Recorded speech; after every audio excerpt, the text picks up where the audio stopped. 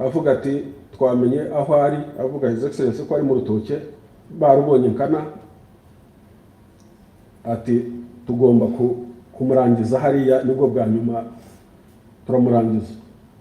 Atunda amakompora, amabombe ijoro ryose, ngira ngo ari nk'amabombe nk'ijana. Ubukana n'ubugome byakoreshwaga mu kwica ari byakomokaga ku imyaka myinshi cyane, 59 na mbere yaho gato 63, 73, 90. Ibyo byose leta zose zagiyeho uko zagiye zigisha urwango, umututsi, inzoka, inyenzi, imburagasani, ibiki byose. Jenoside yagiye gukorwa, abagombaga kwicwa batakiri muri kategori y'abantu, batari categorized nk'abantu, baramaze kuba demonized, baramaze nabo ubwabo mu mitima yabo baramaze kubyakira ko bagomba kwicwa. Niyo mpamvu mama wa Rebelle yumvaga ko umwana we agomba gupfa, kuko ni ibintu buvaga bibarimo, niko byari byarateguwe. Iyo byageze rero aho ngaho, aho society yose bamwe bumva ko kwica ari uburenganzira bwabo kandi ko bagomba kubikora kandi ko ari byo byiza, abagomba kwicwa nabo basa n'abishyizemo ko nibyo niko bigomba kumera. Iyo byageze aho rero jenoside iraba nyine nk'uko yabaye. Ubugome yakoreshejwe n'ubukana byari birenze kuko byinshi abantu inkotanyi aho zacaga zagendaga zihura nabyo byinshi cyane. Ntabwo wavuga intumbi zingahe aho batemye, wacagaho batemwe, nta kuri bukore, nta kuri bumuvure, araho arasamye, amaraso aragira gutya, ni ugucaho gusa ukigendera, nta kuri bumujyana. Ni benshi, birarenze, ntabwo ni ibintu birenze cyane.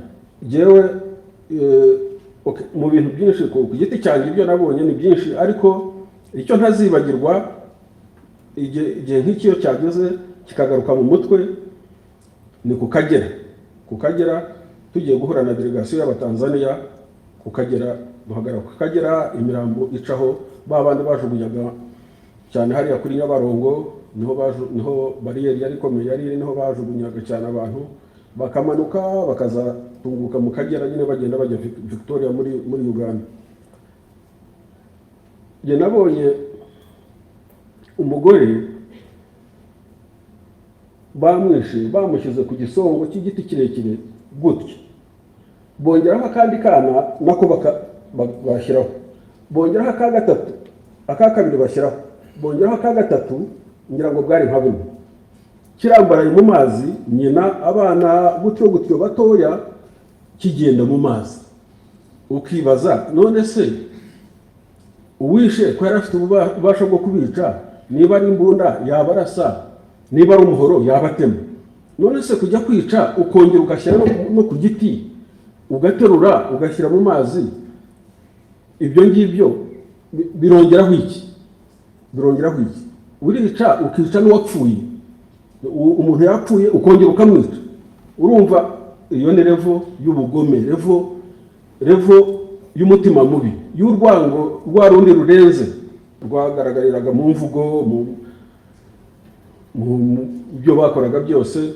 Ni ibintu byarabigaragazaga.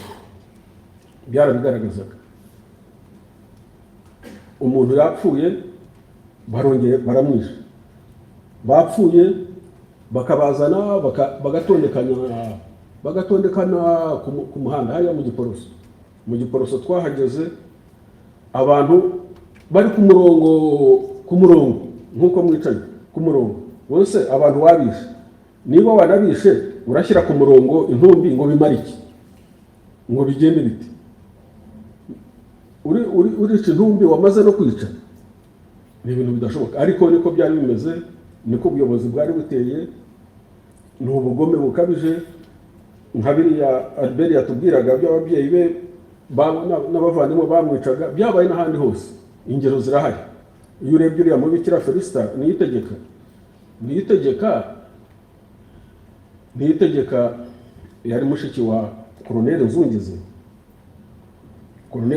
twari tumuzi, twari tuziranye, kumenyana nta kundi nuko aho twarwaniraga hamwe twabaga turi nkaha ari hakurya ku yindi misozi duhanganye igihe kinini, cyane cyane mu misozi yahitwaga komini Kiyombe, ubu ni muri Gicumbi, aho twari turi ku misozi ya Nkana, ahitwa Nkana muri Kiyombe, nawe ari hakurya ku misozi ya Kabungoya. Bamenye ko His Excellency ari Murutoki aho ngaho Nkana ariho yayoboreraga urugamba.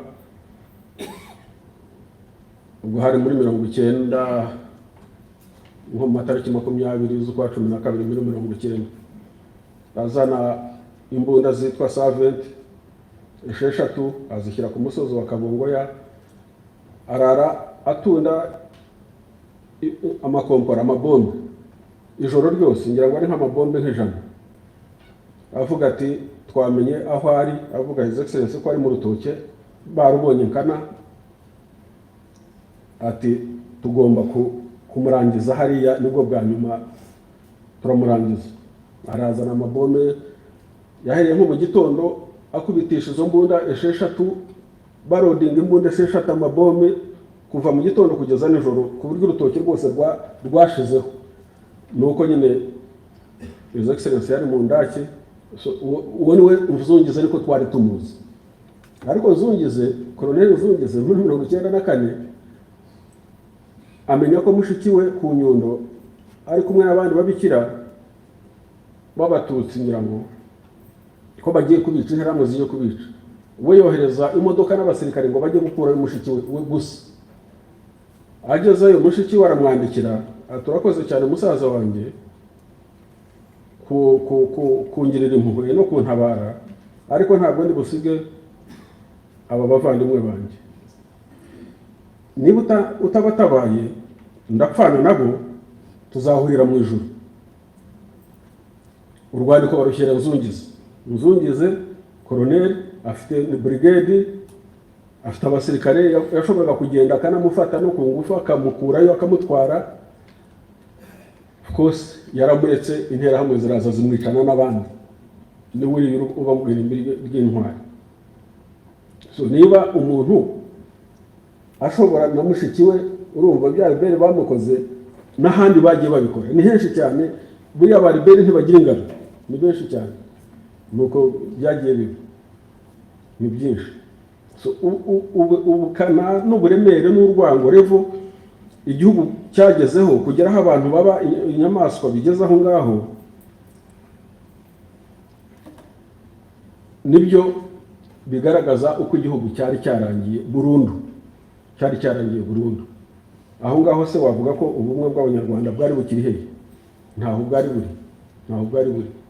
Ahubwo icyo abantu bakwiye kujya bibaza, basubiza amaso inyuma, bareba aho turi uyu munsi, barebe ishusho u Rwanda rufite,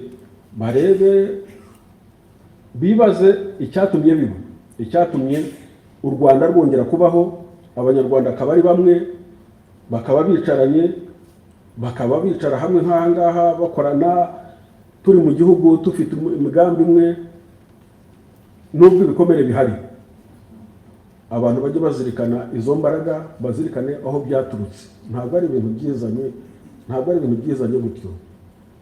Abantu buriya kamere muntu nimbi cyane, abantu bakunda kwibagirwa.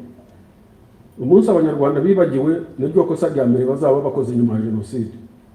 Ni naryo kosa rizatuma